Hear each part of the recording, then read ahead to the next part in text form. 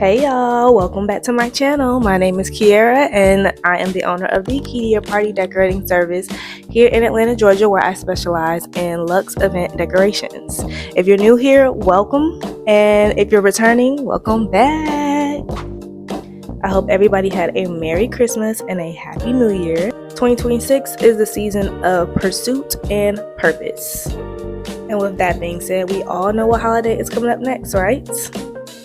Valentine's Day. Although I believe in Valentine's Day being all year round, for you new couples and seasoned couples and galentines, this one's for you.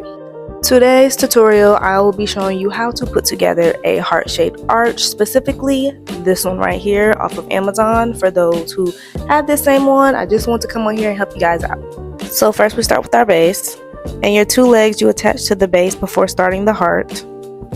You line the bottom of the legs up with the holes that are on the base. Please make sure those holes are lined up.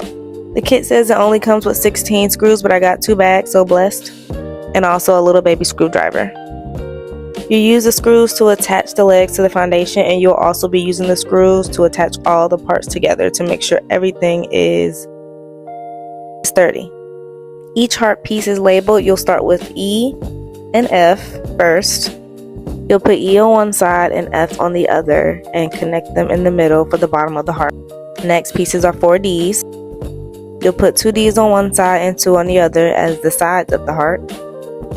Then you have 3 Cs. You put 2 on one side and 1 on the other. And the last pieces are 3 Bs and 1 A, which will be the rounded parts at the top. Alright y'all, that is it. That is how you put together the heart-shaped arch, as you can see in the back. Please like, comment, and subscribe for more tutorials.